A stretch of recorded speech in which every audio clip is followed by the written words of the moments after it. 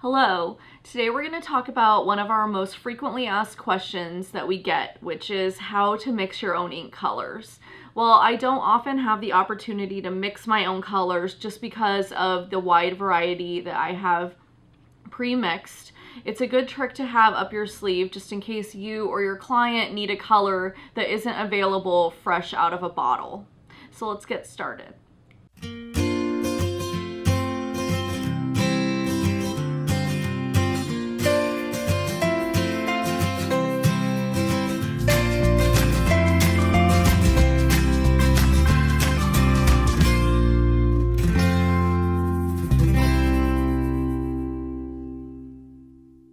So let's go through the items you're going to need to mix up some new colors. So first you're going to need some empty jars. So these are just basic empty glass jars. We sell these in sets in our shop, 3 little jars and 1 larger jar. So you can find those in the links below. And then we're going to need some gouache colors. So I have a few here. I have a pink, a blue, and the rose gold from our shop. So we'll mix 3 colors today. You'll also need some water. So I like to use bottled water because I know it's clean. It's not gonna have any gunk in it clogging up the ink when I mix it up. And some paper towels just in case you're messy. So we'll have a couple of those ready to go just in case. So here are a few of the colors that I've mixed up custom for previous orders. So this is someone who needed chartreuse. This ink is probably a few years old and it's still good. I can see it's moving around there in the jar. This was someone who needed like a brick, like a dark orange color, a burnt orange, so also still good. This was someone who needed maybe a tropical turquoise blue. I actually added a darker gouache into our smoky blue to make this color. So sometimes you can mix gouache with an existing ink to make a new color. So the cool thing about mixing custom colors from gouache is that you can really make any color you want. Gouaches come in tons of different brands. They come in a huge variety of colors. They sell them at local arts and crafts stores like Michael's. So if you're desperate and you don't have a color that you need, you can just run out, pick 1 or 2 colors to make a new color and just mix it up with some water. So gouache is actually just an opaque watercolor. And we're gonna start with a pink. So we'll just make a basic pink. I have my empty jar ready to go. I have my pink gouache. This is just a random color I probably found at Michael's. You're gonna open it and squeeze in a fairly good amount. So you don't want to be like thrifty with it. I've got like more than a quarter size blob of ink in there. There's no ratio because they all come from different brands. So we just do a little bit of trial and error. So now that my gouache is in there, I'm going to add water. I don't want to add too much water. So start with half the jar. You can see the gouache is sitting on the bottom and the water is on the top. We're going to put our lid back on, make sure it's on correctly and tight, and then we're just going to swirl it around. I don't really shake them. I don't like air bubbles. Air bubbles will block the ink from flowing out the nib, so it kind of makes a mess. Once you can see that the paint isn't sitting on the bottom anymore, then it's probably good and you can test it out. So you want it to be the consistency of like milk. Okay, so let's test it out and see if it is thick enough. Okay, so this ink is sitting on the paper, but I can see right off the bat it's bleeding a lot. There's too much water and not enough paint. So that's fine. All we're gonna do is add in more paint.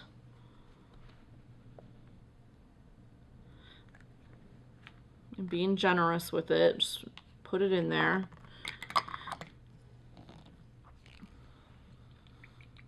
Mix it.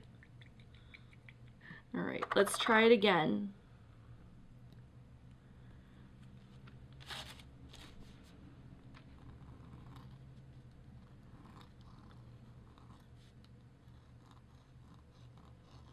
right, so that's better. It's still a little bit thin for my personal taste, or maybe also this kind of paper on this black envelope, but you can see that you can just add more paint as needed. So if you wanted to make it thicker, you just add a little more paint.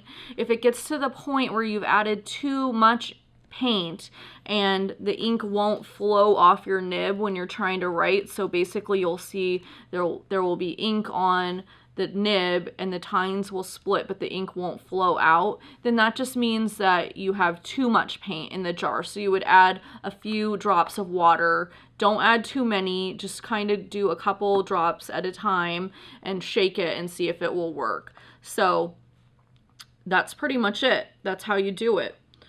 So we'll put this one aside. We'll make another one out of the blue. We'll make a blue color.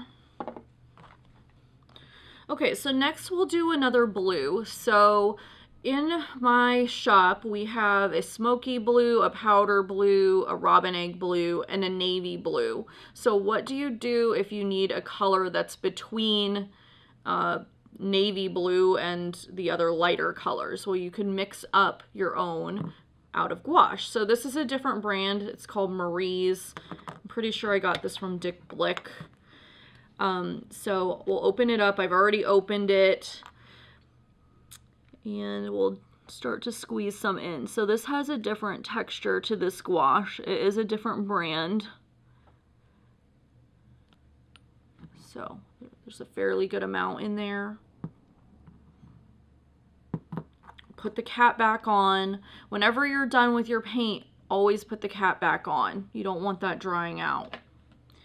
And then we'll add some more water.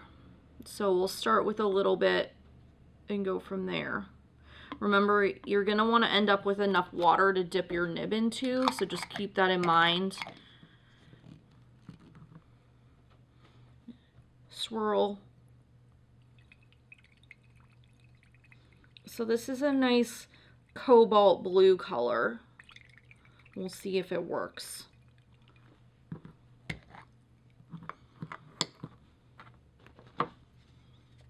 All right, so we have some paper here for testing.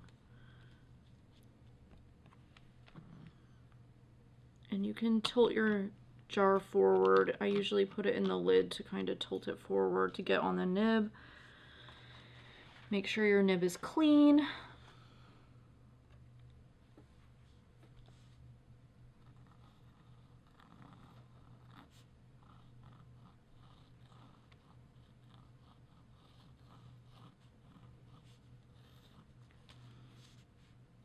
Okay, so that worked pretty well on the first try. Again, remember that if you want to make your ink thicker, all you have to do is add more paint. So this is pretty thin. You can see there's some darkness here on the heavy lines, but then the lighter lines are more translucent. If you want to get rid of that and just make it more solid, just put more paint in your jar. Sometimes I like to do kind of a watercolor look rather than just a solid opaque color. So when you're done, make sure your nib is wiped off. Make sure your lid is back on your jar. If all you're doing is mixing these colors with water, they should last in the jar as long as the top is sealed. It's only when you start mixing different brands of paint together that it can cause problems with the ink drying and such, where you might not be able to access it later. But like I said, I've got several in jars here that I've had for probably 2 to 3 years and they're still good for use. Right now I have a jar that has rose gold in it, but we're gonna mix up a little bit more to add. So I'm just gonna, again, squeeze some more in. Let's say I have a big order coming up and I just want to add more. So this is a light copper color gouache. It comes in a tube and it's a metallic, and there's just not enough in my jar to get my nib in and to do an order. So I'm just gonna make some more ink here and then it will be ready to go. So we're gonna swirl again.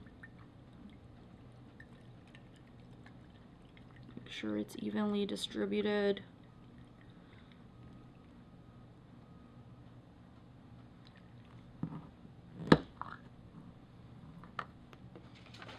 Test it out.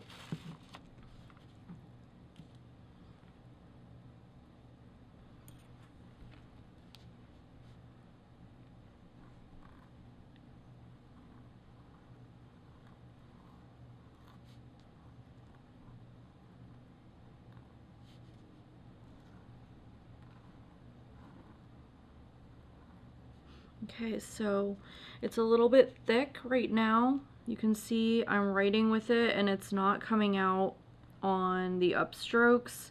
So we're getting some skipping here. That means that it's too thick. So I'm just gonna put a couple more drops of water in, not too many. You don't wanna have to keep reusing more paint than you actually need. So I just put a little tiny bit in there. Lid back on, swirl. Okay, let's try it this time. So make sure the nib is clean.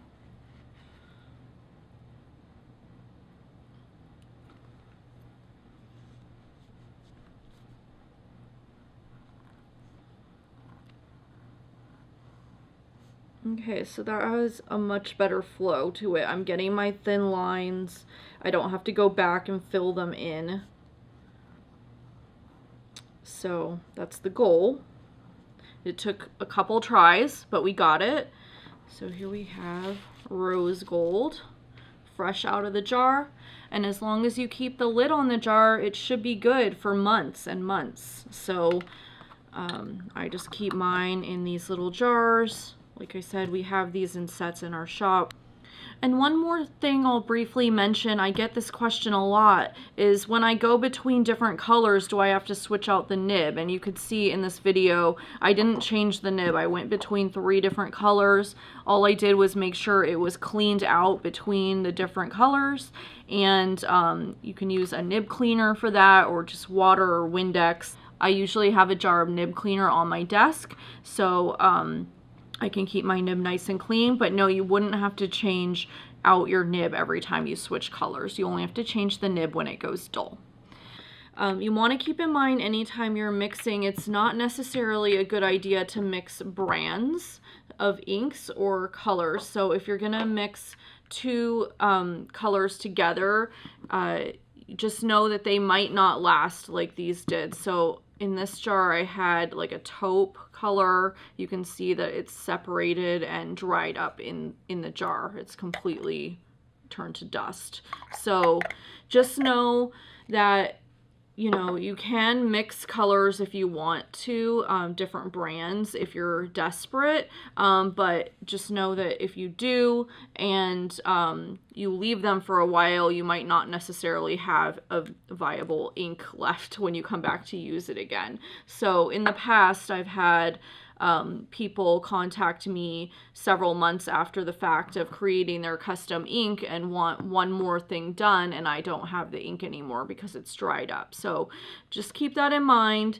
When you're mixing inks, you want to try to stay with the same brands. So now you're all set to create your own custom ink colors for your future calligraphy work. However, if you feel like mixing your own custom inks isn't for you, you can always check out our variety of over 20 different colors available in our shop. I'll put the links for those below, along with all the other tools that we used in this video. So I hope you'll check that out, and good luck with your mixing. We'll see you back next time.